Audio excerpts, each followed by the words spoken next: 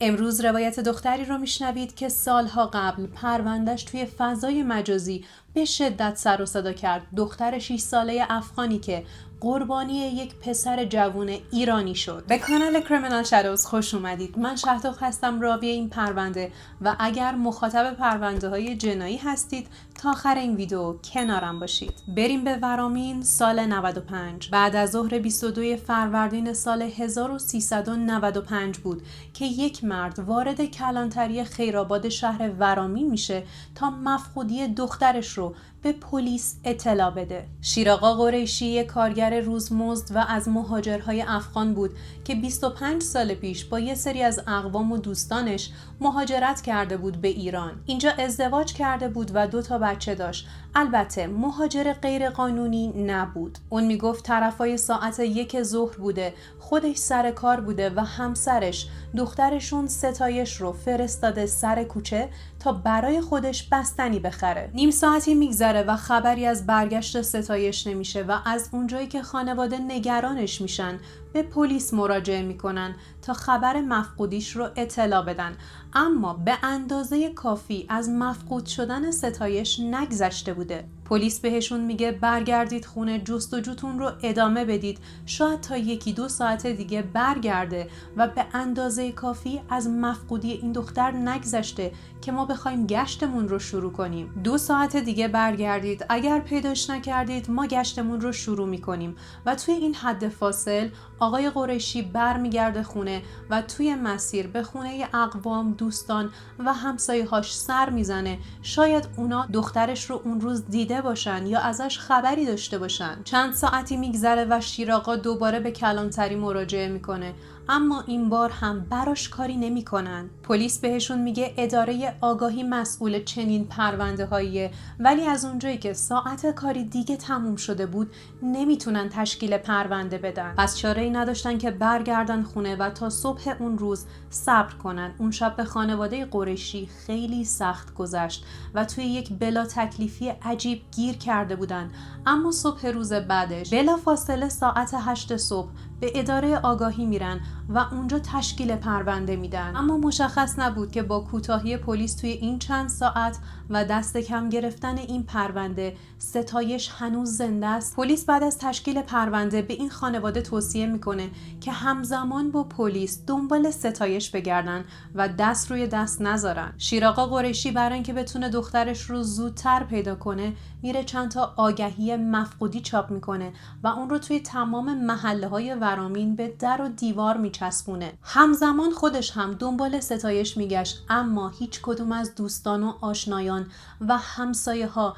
ستایش رو توی اون روز و اون ساعت ندیده بودن. 3 روز گذشت و خانواده قریشی هیچ خبری از دخترشون نداشتن. تمام اون گشت‌ها بیفایده بود که یه روز بعد از ظهر پلیس با خونه خانواده قریشی تماس میگیره و بهشون میگه در رابطه با ستایش یه سری اطلاعات به دست آوردیم که باید حتما بیایید اینجا. خانواده خوشحال از اینکه ممکنه ستایش پیدا شده باشه راه میافتن سمت اداره آگاهی، اما برخلاف چیزی که انتظارش رو داشتن، خبری که پلیسا میخواستن بهشون بدن خبر پیدا شدن جنازه ستایش 6 ساله بود. خانواده ستایش حسابی از این خبر جا خورده بودن و اصلاً باورشون نمیشد که خریدن یه بستنی به قیمت جون دختر کوچیکشون تموم شده. الان باید میرفتن پزشکی قانونی تا هویت دخترشون رو تایید کنن. گزارش پزشکی قانونی نشون میداد که 48 ساعت از مرگ ستایش گذشته، یعنی 1 روز بعد از گم شدنش فوت شده. آقای قریشی رو میبرن سردخونه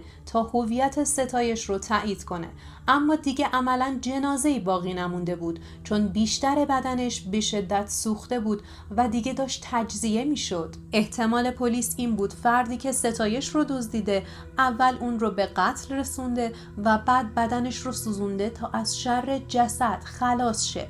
اما احتمال دومشون این بود که قاتل اول بدن رو سوزونده و بعد دختر بچه به قتل رسیده. پدر ستایش همونجا هویت دخترش رو تایید میکنه و و به شدت حالش بد میشه و گریه میکنه. اما اینجا دقیقاً تازه شروع داستان بود. توی گزارش پزشکی قانونی قید شده بود که ستایش اول مورد تعرض جنسی قرار گرفته و بعد با چند ضربه چاقو به گردنش به قتل رسیده و بعد بدنش با اسید سوزونده شده. خانواده ستایش جدا از اینکه به خاطر به قتل رسیدن دخترشون ناراحت بودن، الان عصبی هم بودن و دنبال اون جانی میگشتن که این بلاها رو سر دخترشون آورده تا ازش انتقام بگیرن. حسابی خون جلوی چشماشون رو گرفته بود که پلیس بهشون خبر جدیدی میده. 2 مرد به اداره آگاهی اومدن و یک گزارش جدید ثبت کردن از یک پسر جوون. مردی که به اداره آگاهی مراجعه کرده بود گفته بود پسری به اسم علی دارم و علی دوستی به اسم امیر حسین داره. امیر حسین اومده در خونمون و به علی گفته بچه همسایمون رو کشتم، توی پنهان کردن و از بین بردن جسدش کمکم کن. و در واقع پیش خودش فکر میکرده برای خلاص شدن از دست جسد سراغ آدم درستی رفته و از دوستش داره کمک میگیره تا بتونه از شر جسد خلاص شه. اما علی بعد از اینکه این حرفها رو میشنوه فوراً میره سراغ پدرش و پدرش هم این موضوع رو به پلیس گزارش میده. البته روایت دیگه هم هست که قاتل این پرونده یعنی امیر حسین 16 ساله بعد از اینکه مرتکب این جرم میشه میره سراغ دامادشون و امام جماعت مسجدشون این موضوع رو به اونها میگه و این 2 نفر به پلیس مراجعه میکنن و اون رو لو میدن. پلیس وقتی برای تحقیقات بیشتر و پیدا کردن جسد میرن خونه امیر حسین متوجه میشن که خونه امیر حسین دقیقاً کنار خونه خانواده قریشیه و این 2 نفر با هم همسایه بودن. امیر حسین پورجعفر 16-17 ساله بود و تک پسر این خانواده بود و الان به عنوان تنها مظنون قتل ستایش دستگیر شده. این پسر به قدری از اتفاقاتی که براش افتاده بود ترسیده بود که تا پاش به اداره آگاهی خیرآباد باز میشه خودش رو لو میده و به قتل ستایش اعتراف میکنه. توی بازجویی گفته اون روز خود ستایش با یه بستنی توی دستش میاد دم در خونه اونا تا دوستش یعنی خواهرزاده امیر حسین که یه دختر بچه همسنش بوده رو ببینه. این دختر بچه بدون اینکه به مادرش اطلاع بده میره در خونه امیر حسین. اینا وقتی صدای دوستش رو میشنوه در میزنه و بعد توی حیاط خونه امیر حسین با دوستش مشغول بازی میشه. 1 ساعتی میگذره و خواهر امیر حسین دست بچه خودش رو میگیره تا برگردن خونهشون و از اون طرف ستایش رو هم میفرستن خونه خودش. اما این وسط کمتر از 1 دقیقه این بچه توی حیاط تنها میشه و همون موقع امیر حسین از طبقه بالا این صحنه رو میبینه و ستایش رو صدا میزنه و بهش میگه بیا طبقه بالا، میخوام یه چیزی نشونت بدم. تا اینجا همه چیز عادی بود اما جای داستان ترسناک میشه که امیر حسین اصلا توی حالت طبیعی نبوده. اون روز با دوست دختر خودش دعوا شده بوده سر اینکه برای دوست دخترش خواستگار اومده. امیر حسین میگه تا ستایش اومد بالا به ستایش گفته یه حشره رفته توی شلوارت. ستایش هم میترسه شلوارش رو در میاره که حشره بره بیرون و اتفاقی که نباید بیفته میفته. یه تعرض فوق‌العاده وحشتناک و بعدم بدن بیجون این بچه رو میبره توی آشپزخونه و اونجا به قتل میرسونه. امیر حسین یهویی تا خون رو میبینه مستیش میپره و متوجه میشه چیکار کرده. اولش یکم گیج و گنگ به جنازه ستایش و اطرافش نگاه میکنه تا اینکه چشمش میفته به جعبه ارگش که گوشه دیوار تکیه داده شده. دقیقاً اندازه ستایش بود. خلاصه ستایش رو میذاره داخل اون جعبه و جعبه رو میذاره یه گوشه و سریع از خونه خارج میشه تا بره یکم اسید بخره. البته از اونجایی که مادرش زانو درد داشته و پدرش اصلا خونه نبوده هیچ خطری تهدیدش نمی کرده. بعد از خرید اسید فوراً برمیگرده خونه و جسد ستایش رو از توی جعبه در میاره، منتقل میکنه به وان حمام و اسیدی که خریده بوده رو میریزه روی جسد. لازمه بدونید قبل از اینکه جسد رو به اون جعبه منتقل کنه توی آشپزخونه با چاقو چندین بار به گردنش ضربه میزنه. بعد از اینکه اسید رو روی بدنش میریزه متوجه میشه که این حجم از اسید نمیتونه این جسد رو کامل از بین ببره، به این فکر میفته که از یه نفر کمک بگیره.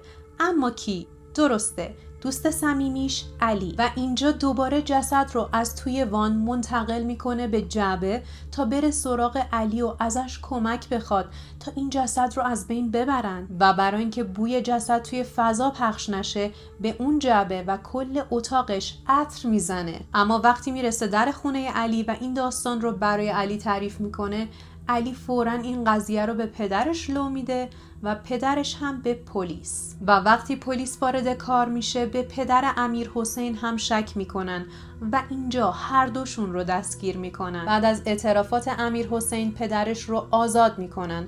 با اعترافاتی که خودش کرده بود قاتل این پرونده بود و باید دادگاهی میشد تا حکمش رو بگیره و حبس شه. اما مشکل اینجا بود که امیرحسین زیر سن قانونی بود و طبق قانون امکان اجرای حکم و محاکمه برای مجرم‌های زیر 18 سال وجود نداره جز کانون اصلاح و تربیت تا 18 سالش بشه و براش تصمیم گیری کنن. بعد از اینکه جزئیات این پرونده کامل مشخص شد، مجرم دستگیر شد. از اونجایی که مقتول پرونده یک بچه بود که بهش تعرض شده بود، اذیت و آزار دیده بود و از همه مهمتر افغان بود، فوراً این پرونده رسانه‌ای شد و مردم واکنش زیادی بهش نشون دادن. تمام کاربرهای شبکه‌های مجازی، کانال‌های خبری داخلی و خارجی به این موضوع واکنش دادن که کوتاهی پلیس بابت اینکه این بچه افغانه باعث شده این بچه جونش رو از دست بده و فوراً نتونن پیگیرش شن. و بعد از اون توی اینستاگرام و توییتر هشتگ های زیادی با نام ستایش قریشی ساخته شد تا مردم اعتراض خودشون رو و حمایتشون رو از خانواده قریشی نشون بدن. به قدری خانواده قریشی و ستایش طرفدار پیدا کرده بودن که وقتی 25 فروردین جسد رو تحویل خانواده میدن تا اون رو توی امامزاده طاهر و مطهر ورامین دفن کنن، سیل عظیمی از مردم میان اونجا تا توی خاکسپاری شرکت کنن. دیگه پرونده قتل و تعرض به ستایش به قدری همه را عصبی کرده بود که فردای خاکسپاری توی مراسم ختم سفیر اون زمان افغانستان توی ایران به اسم نصیر احمد نور شرکت کرد و به خانواده ستایش قول پیگیری ماجرا رو داد. بعد از این مراسم ها خانواده ستایش دیگه نمیتونستن اون خونه، اون محله یا همسایه ها رو، مخصوصا همسایگی با خانواده امیرحسین رو تحمل کنن. برای همین از اونجا اسباب کشی کردن و رفتن. 1 ماه بعد 26 اردیبهشت سال 95 اولین جلسه رسیدگی به پرونده قتل و تعرض ستایش به صورت غیر علنی برگزار شد. توی این دادگاه امیرحسین به تمام جرایمش اعتراف کرد و از دادگاه طلب بخشش کرد. امیرحسین توی دادگاه گفت که اون کارهای وحشتناک و غیر انسانی که با جسد ستایش انجام داده بود برای این بوده که جسد اون رو از بین ببره.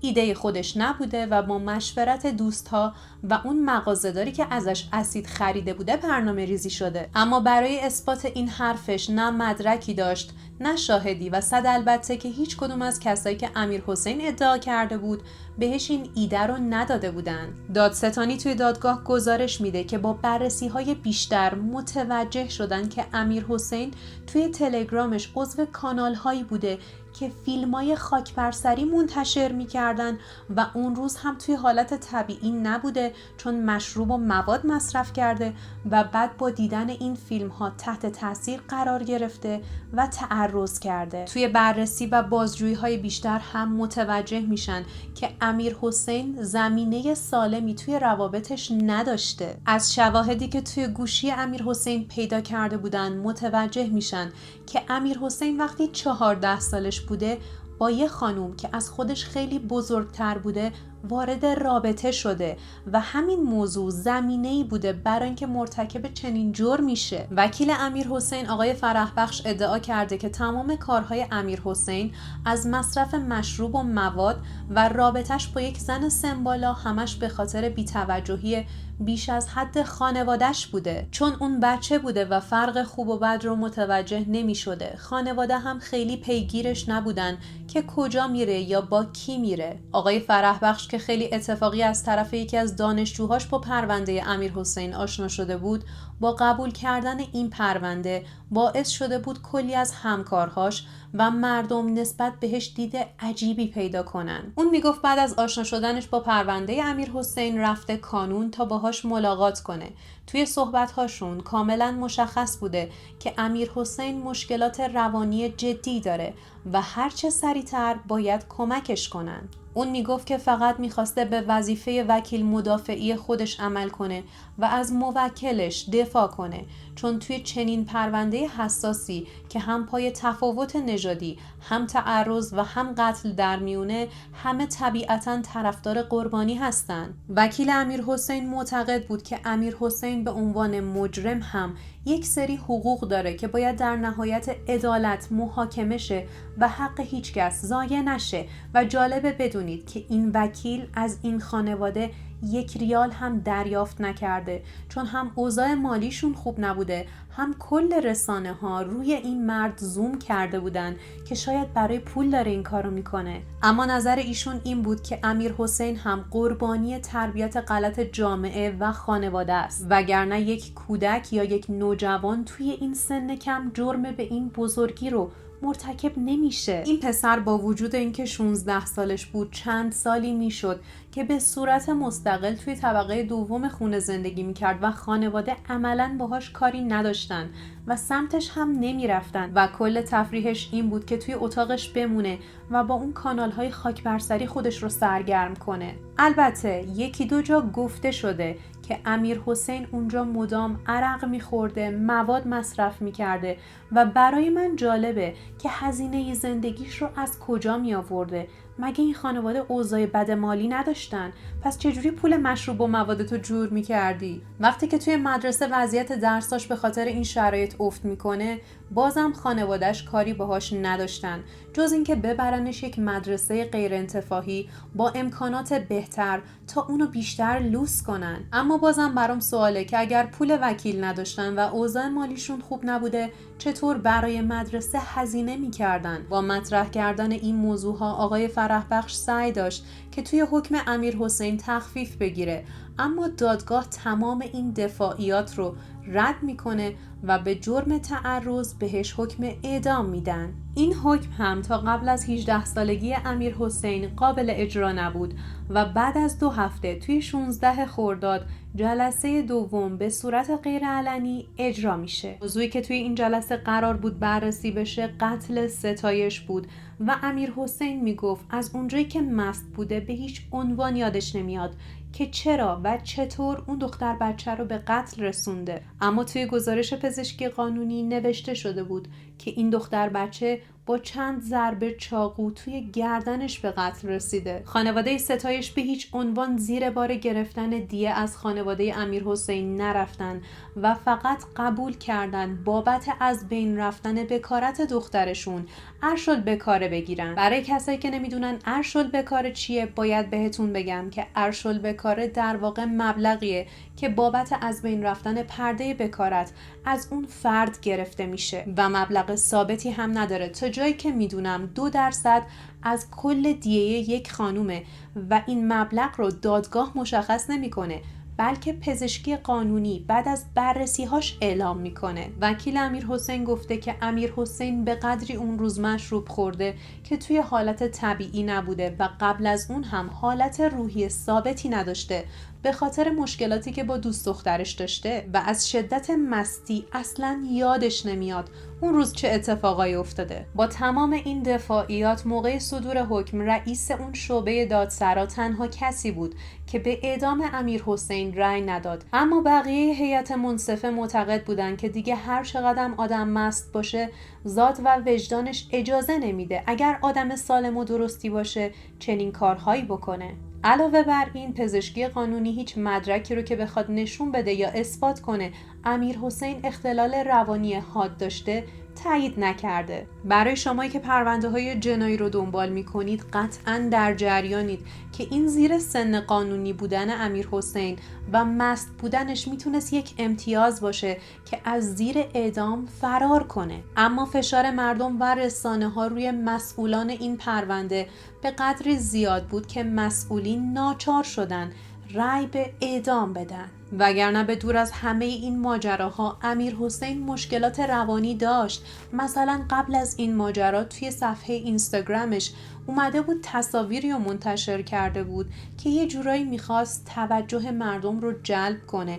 قبل از اینکه این اتفاق بیفته چند تا پست گذاشته بود و عکس گرفته بود از مچ دستش که قصد داره رگ خودش رو بزنه و خودش رو بکشه. اما این عکس ها بعد از قتل ستایش و دستگیر شدن امیرحسین تازه رسانه‌ای میشه و مردم توی شوک فرو میرن که امیرحسین قاتل ستایش خودشو کشته. ولی وکیل امیرحسین میاد و این ماجرا رو تکذیب میکنه و همه متوجه میشن امیرحسین برای جلب توجه این کارها رو کرده. در نهایت دادگاه امیرحسین رو متهم میکنه به قتل عمد و درجه 1 ستایش، اما حکمش رو علنی اعلام نمیکنن و اجازه نمیدن رسانه‌ای شه و امیرحسین منتقل میشه به کانون تا 18 سالش شه و توی این حد فاصل از مددجوهایی که اونجا هستن بتونه کمک بگیره و اگر کمکش کنن تا قبل از 18 سالگی شاید شانس این رو داشته باشه که حکمش اجرا نشه و آزاد شه. یکی از دلایلی که دادگاه رأی رو علنی اعلام نکرد این بود که خانواده قریشی افغان بودن و رسانه‌های خارجی هم خیلی روی این قضیه زوم کرده بودن. اگر محتاطانه عمل نمی‌شد هم از لحاظ سیاسی هم اجتماعی جو جامعه متشنج‌تر می‌شد. اما این سیاستشون کاملا بیفایده بود و بحث توی فضای مجازی و رسانه‌ها انقدر بالا رفته بود نسبت به حکم نهایی امیرحسین که یک سری سیاستمدار خیلی جدی پیگیر این قضیه بودن و وارد این داستان شدن. سیاستمدارایی مثل نماینده مجلس ورامین، یکی از نماینده‌های مجلس افغانستان و حتی معاون امور زنان رئیس جمهور توی مصاحبه‌ها و صفحات شخصیشون توی فضای مجازی علنا خواستار اعدام امیرحسین به عنوان قاتل شدن. روزنامه عصر ایران هم مطلب جالبی منتشر کرد که توی این پرونده هم قاتل هم مقتول هر دو بچه بودن و اگر قاتل به سن 18 سالگی هم برسه باز هم برای اجرای حکمش یک بچه است. مشکل اساسی تر از این حرف هاست و به وجود اومدن چنین جرایمی توسط جوانها و نوجوانها بدآموزیه که از اون کانال ها و یه سری فیلم و سریال میبینن و یاد میگیرن، مثل از بین بردن جسد یا سوزوندنش با اسید. مثل سریال بریکینگ بد مخاطبش کیه؟ یک نوجوان و جوون. من به شدت به این جمله داستایوفسکی نویسنده روسی توی کتاب تسخیر شدگانش باور دارم که میگه میدانم اگر قضاوت نادرستی در مورد کسی بکنم دنیا تلاشش رو میکند تا من را در شرایط او قرار دهد تا به من ثابت کند همه ما در تاریکی شبیه یکدیگریم. و واقعیت اینه که وقتی فرق خوب و بد و متوجه نشی و بدونی و خیالت راحت باشه که هیچ کس از کار اشتباهت با خبر نمیشه، ممکنه بدترین کارها از خود ما هم سر بزنه. یکی از مددکارهای اجتماعی هم توی مصاحبهش ادعا میکنه که مقصر اصلی این داستان آموزش و پرورشه و همه داشتن داستان رو مینداختن گردن همدیگه. اون میگفت توی این مدت بیشتر از 10 بار امیرحسین رو توی کانون ملاقات کرده و باهاش صحبت کرده و به این نتیجه رسیده که عامل اصلی اون گوشیه که والدین میدن دست بچه هاشون و بچه ها این گوشی ها رو میبرن توی مدرسه و آموزش پرورش هم هیچ آموزش درستی در رابطه با استفاده درست از وسایلی مثل گوشی یا اینترنت به بچه ها نمیده. البته تا اینجاش رو منم باهاش موافقم، چون متاسفانه هیچ آموزش درستی در رابطه با استفاده از تلفن همراه و اینترنت برای نوجوانا و جوانامون توی کشور نیست و والدین این گوشی و اینترنت رو در اختیار بچه‌هاشون میذارن تا برن سرگرم شن و کمتر تو دست و پای اونا بپیچن و بعد که میرن یه اشتباهی میکنن و یه خطایی میکنن و یه داستان بزرگ به بار میارن، تازه میان میشینن مؤاخذه‌شون میکنن که چرا درست استفاده نکردی.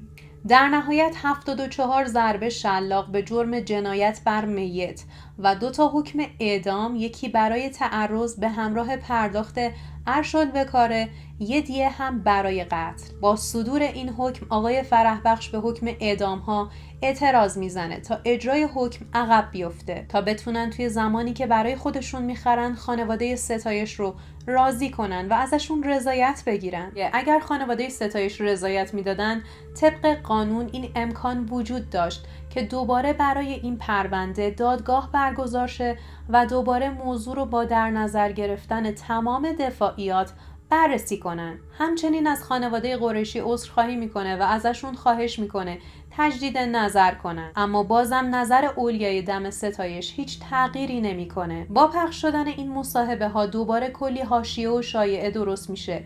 بزرگترین ادعا هم این بوده که بعضی از کارشناسا و کاربرا میگفتن امیرحسین توی این جنایت هم دست داشته و این به این معنیه که اگر میتونستن درست بودن جریان رو ثابت کنن، چون قاتل بیشتر از یک نفر بوده، حکم اعدام امیرحسین خود به خود لغو میشده و تغییر میکرده. اما خب این موضوع رو هم باز نمیتونن اثبات کنن و دیگه امیرحسین عملاً هیچ راهی نداشت جز اینکه منتظر بمونه تا 18 ساله شه و بره بالای چوبه دار.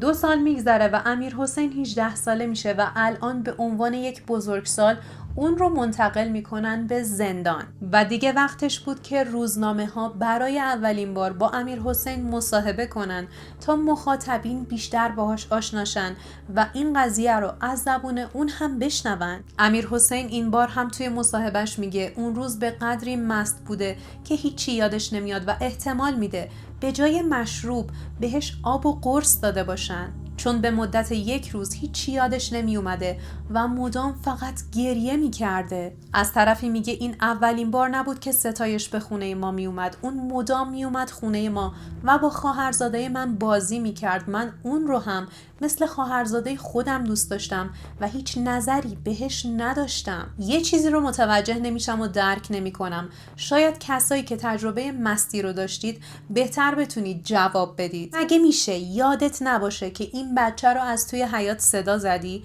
بعد بهش گفتی توی شلوارت حشره است و بعد تمام تعرضت رو یادته اما یادت نمیاد چرا کشتیش؟ چطوری میشه بفهمی الان باید بری اسید بخری ولی متوجه نشی که چرا و چطوری این بچه رو کشتی؟ توی این مصاحبه قشنگ مشخص بود که امیرحسین حسابی از کاری که کرده پشیمونه و شخصیت اصلیش در واقع این نیست. اون میگفت دلش برای دوستهاش تنگ شده ولی دیگه روش نمیشه بهشون زنگ بزنه. همچنین میگه دوست داره برگرده توی محلشون و با دوستهاش بازی کنه یا منتظر دانلود آهنگهای جدید باشه. میگه با وجود اینکه درساش توی مدرسه خیلی تعریفی نبوده، اما قبل از این ماجرا 2 سال پشت سر هم ممتاز اخلاقی شده بود و الان دلش میخواد برگرده مدرسه و مثل یک دانش آموز عادی دوباره درس بخونه. اما تنها کاری که الان از دستش برمیاد اینه که گاهی اوقات به مدیر مدرسهشون زنگ بزنه و درد و دل کنه. زمانی که توی کانون اصلاح و تربیت بود بچه‌ها خیلی اذیتش میکردن و دوستی هم نداشت. تا یه مدت طولانی توی شوک کاری بود که انجام داده بود، با هیچ کس حرف نمیزد و شبها کابوس میدید. در واقع امیرحسین توی اون سالهایی که توی کانون بوده از حکمی که بهش داده بودن هم بیخبر بوده و میگه جرأت روبرو شدن با خانواده ستایش رو نداشتم و هر بار توی دادگاه ها باهاشون روبرو می شدم دلم میخواست بمیرم. من از مرگ خیلی میترسم. وقتی منتقل میشه به زندان تا 6 ماه اول توی انفرادی بوده و بعدش هم زندانی ها به قدری اذیتش میکردن. مثلا با اسم ستایش صداش میکردن، بهش میگفتن ستایش بیا، ستایش بشین، که از نظر روحی به همش بریزن. نمیدونم در جریانید یا نه، اما مجرمینی که یک بچه رو مورد ظلم قرار میدن توی زندان به شدت منفورن و هر بلایی سرشون میارن. خبرنگاری که باهاش صحبت کرده بود میگفت امیرحسین به نظر یک بچه عادی بود و دلش میخواست از زندان بیرون بیاد و یک زندگی عادی رو دوباره تجربه کنه و مدام توی اون مدت پوز وسایل اتاقش رو بهم میداد. در مورد کنسول بازیش صحبت میکرد و میگفت دلش برای خواهرزادش تنگ شده و خیلی وقت اونها رو ندیده و باهاشون صحبت نکرده. همچنین امیر حسین میگه شرمنده خانوادمم، اما ازشون به شدت گله دارم چون خانوادم نسبت به من بی تفاوت بودن. اون قدری که به خواهرم توجه میکردن محدودش میکردن، با من اینجوری نبودن. خواهرم تا قبل از اینکه ازدواج کنه حتی گوشی نداشت و روی رفت آمدهاش و محدود کردنش خانوادم توجه بیشتری داشتن، اما روی من نه. خیلی جالبه که امیر حسین میگه خواهرم رو بیشتر دوست داشتن چون براش گوشی نگرفتن و محدودترش کردن، ولی برای این گرفتن پس یعنی بهش بیخیال بودن. نه، اتفاقا به نظر من امیر حسین رو بیشتر دوست داشتن و میخواستن بهش توجه بیشتری بدن. اما مشکل اصلی اینجا بود که این خانواده نحوه استفاده از اون شرایط، اون گوشی، اون اینترنت و فضای مجازی رو به این بچه یاد نداده بودن. همچنین امیر حسین بر این باور بود که پلیس هم در حقش کمکاری کرده. روزی که دستگیرش کردن ازش تست الکل یا مواد نگرفتن و چشمی گفتن تو حالت خوش نیست. در نهایت امیر حسین به اون خبرنگار میگه خیلی دوست دارم با خانواده ستایش صحبت کنم و ازشون عذرخواهی کنم تا من رو ببخشن، اما روم نمیشه. خبرنگار دلش برای این پسر میسوزه، میگه هر چیزی که دوست داری بهشون بگی به من بگو، من به گوششون میرسونم. اینجا امیر حسین سرش رو میندازه پایین و با بغض میگه بهشون بگو از بچگی منو میشناختید. من همونی بودم که وقتی پتو میشستید چون حیات خونتون کوچیک بود منو صدا میزدید تا بیام ببرم توی حیات خودمون آویزون کنم. همون امیر حسینی که یه محله قبولش داشتن.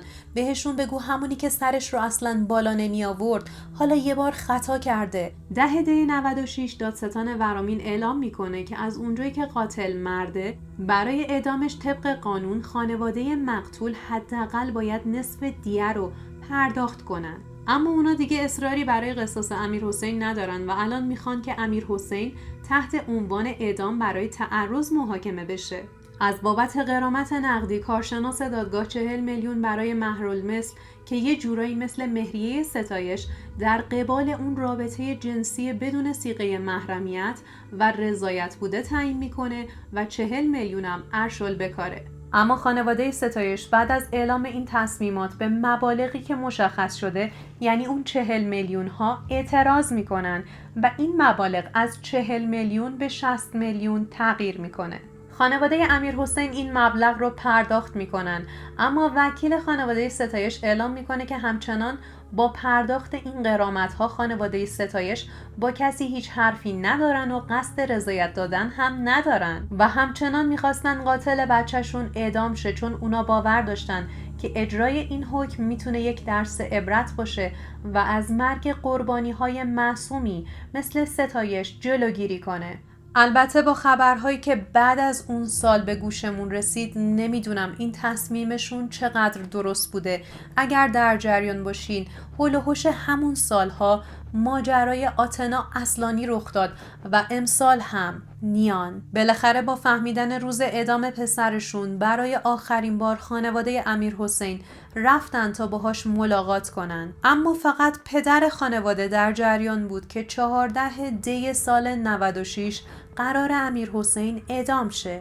در تمام مدت ملاقات امیر حسین میگفت پشیمونه، غلط کرده و حلالیت میگرفت و دیگه امیدی نداشت. بعد از اون ملاقات مادر امیر حسین که مشکل قلبی داشت، بیخبر از این که این آخرین ملاقاتش با پسرشه، راهی بیمارستان شد. با وجود این همه تلاطم، اون همه هشتگ توی فضای مجازی، پادرمیونی فامیل و همسایه و دوست و آشنا و شخصیت‌های مهم و سیاسی، این پرونده به نتیجه‌ای که می‌خواستن نرسید و نتونستن امیر حسین رو از اعدام نجات بدن و بالاخره روز موعود رسید. صبح 14 دی 96 امیر حسین پورجعفر رو از سلولش توی زندان رجایی شهر کرج میبرن بیرون به سمت حیاط اصلی زندان برای اجرای حکم. بعد از معاینه دکتر و وصیت‌نامه و مابقی تشریفات، امیر حسین از چارپایه میره بالا. مأمور اعدام طناب دار رو دور گردنش میپیچه و ازش میخوان که اشهدش رو بخونه و چند ثانیه بعد زندگی امیر حسین و این پرونده دردناک تموم میشه. بعد از اینکه این خبر اعلام میشه، پدر ستایش آقای قریشی یک نامه برای مردم مینویسه، ازشون تشکر میکنه که توی این مسیر کنارش بودن و حمایتش کردن و میگه با اعدام امیرحسین در جریانه که خانواده اون رو هم عزادار کرده، اما این کار رو کرده برای اینکه مرهمی روی زخم بزرگشون باشه. دیگه نمیدونم به چه زبونی ازتون بخوام که مشروب نخورید، مخصوصا اگر توی ایرانید عرق سگی در قرمز نخرید، چون کاملا بیخبرید که چی قراره به خوردتون بدن. یا دور از جون کور میشید یا به قدری میرید بالا که کلیه و کبد و مثانتون میاد پایین. واقعا یه شب خوشگذرونی یا دور شدن از غم و غصه ارزشش رو نداره، مخصوصا اگر سنتون کمه. میگین چرا نصیحت میکنی؟ انقدر نصیحت نکن. نصیحت نیست، ناراحت میشم وقتی میبینم مخاطب من توی کامنت برای من مینویسه فلانی هستم، از فلانجا سلامتی دور هم نشستیم، یه پیکم به سلامتی تو زدیم. نمیخوام. چرا سلامتی خودتو به خاطر سلامتی من به خطر میندازی؟ این افتخار نیست و بعضیا بعد از دیدن پرونده های جنایی به جای اینکه عبرت بگیرن، درس بگیرن، اینجوریان که پرونده جنایی رو صرفاً به خاطر تفریح نگاه میکنن و هیچ باری براشون نداره.